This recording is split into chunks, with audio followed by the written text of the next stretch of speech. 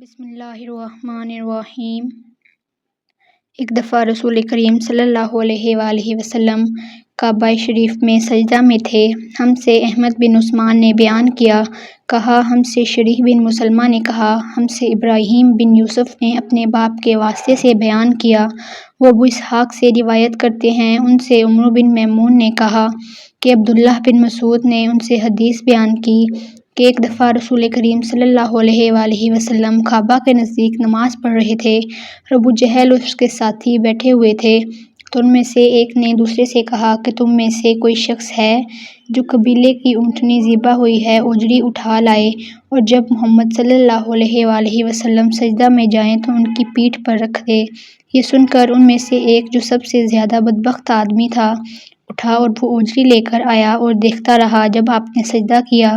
تو اس نے اس اجڑی کو آپ کے دونوں کندھوں کے درمیان رکھ دیا۔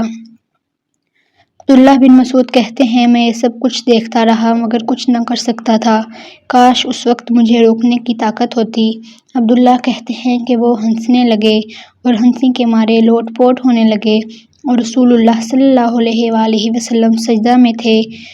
بوجھ کی وجہ سے اپنا سر نہیں اٹھا سکتے تھے، یہاں تک کہ حضرت فاطمہ رضی اللہ تعالیٰ عنہ آئیں اور وہ بوجھ جو آپ کی پیٹھ پر سے اتار کر پھینکا، تب آپ صلی اللہ علیہ وآلہ وسلم نے سر اٹھایا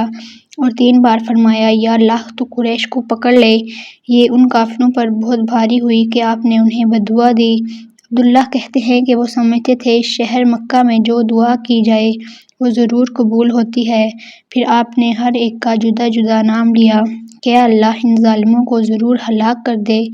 ابو جہل، عتبہ بن ربیعہ، شیبہ بن ربیعہ، ولید بن عتبہ، امیہ بن خلف اور عقبہ بن ابی معیط کو 7ویں آدمی کا نام بھی لیا مگر مجھے یاد نہیں رہا، اس ذات کی قسم جس کے قبضے میں میری جان ہے کہ جن لوگوں کے بد دعا کرتے وقت آپ نے نام لیے تھے میں نے ان کی لاشوں کو بدر کے کنویں میں پڑا ہوا دیکھا۔ صحیح بخاری حدیث نمبر 240۔